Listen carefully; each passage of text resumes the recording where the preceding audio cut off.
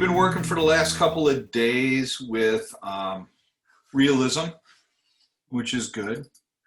The concept of a weighted line. And for some, this is a little difficult because I get it. Some of you, this is your first time you're really drawing, maybe since grade school. But we have options when we're doing line work. It doesn't always have to be the same amount of pressure.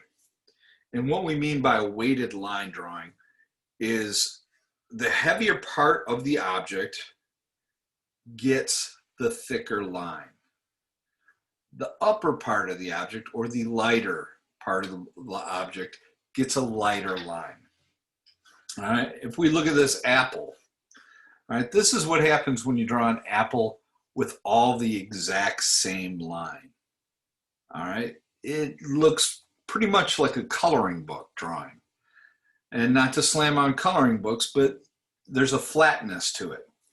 When we change up the thickness of our line, it gives it more vitality, it gives it more life. It actually becomes a better drawing.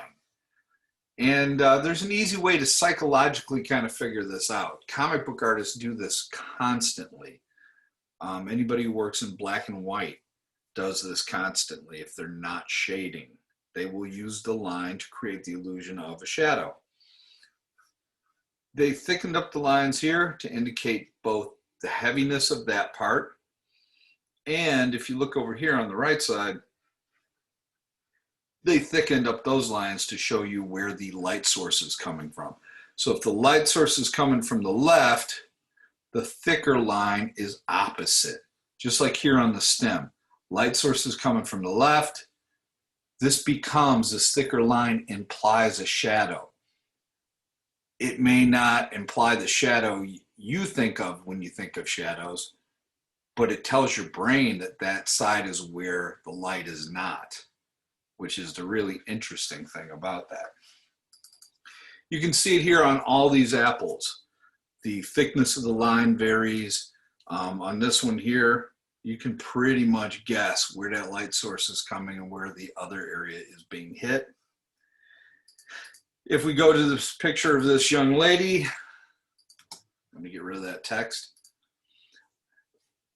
One of these two drawings looks, 100 times better.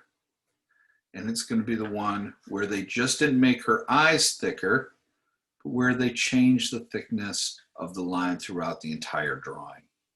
It makes it more interesting. All right.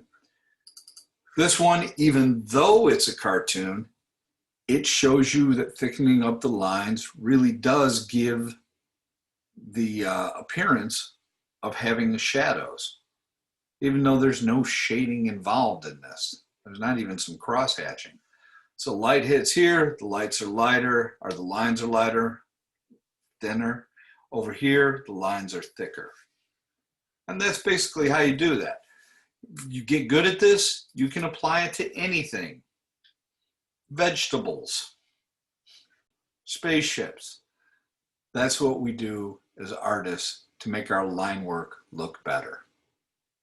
Okay, cool.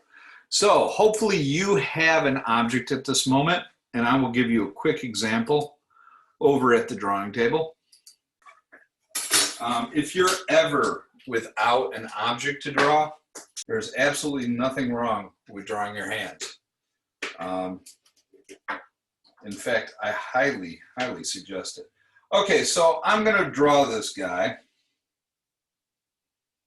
I'm still going to kind of use my contour line just for my focus, my sense of focus. And I will probably start out drawing him very flat.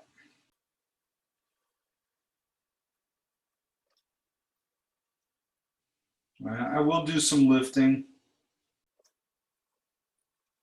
of my pencil off the paper.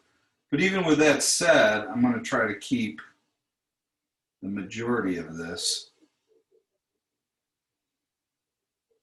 still connected. All right. And if I was going slower, it would definitely look better. I'm going to outline some of the areas here where I see it looking darker, because when I'm done drawing this, I'm going to come back and I'm going to thicken up those lines. So, now some of you guys might be going, well, why are you putting these lines in his neck? Well, because he's a toy. And that's part of the detail that you want to try to achieve as you are drawing your picture. You know, if you see a little seam button here, you draw that. Now, just an FYI, if you ever want to know if an action figure is a G.I. Joe, you need to look on their thumb. Because on a G.I. Joe's thumb, one of the two is going to have the thumbnail on the wrong side. And this is how they copywrote their action figure, by messing it up and putting the thumbnail on the other side. So that when China decided to make copies of G.I. Joe's body and resell it as their action figure, they could try to claim breach of international law and go after China for stealing their sculpt. The only reason I know this is my buddy was a professional toy sculptor. At least he was about 20 years ago. He did it for a long time. I think I've mentioned that. All right, so here I've got a relatively, here, let's do this. Let's give him some chesties. Trying to do this fast enough that you guys can actually get something done today. So here we go with my image, right? Now, I definitely have light coming in from the window, making the underside of this arm darker. So what I would do is I would go back and thicken up my line here on this side, all right? I'd leave the top line lighter, but I see that goes throughout almost the entire underside of the arm. So I am going to do exactly that.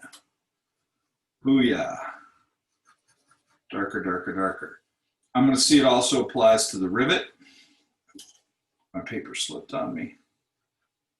So make that. The underside of the chest is going to be thicker.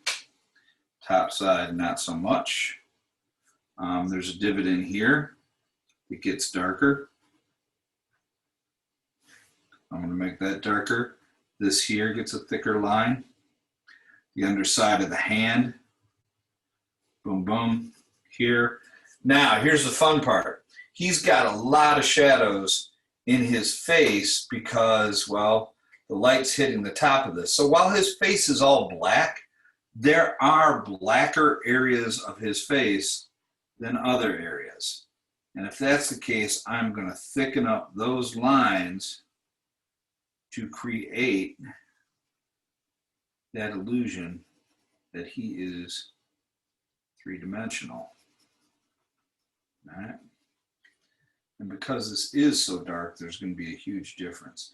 Now, if along the way I feel like I should shade in areas that need to be shaded in, I will definitely do that.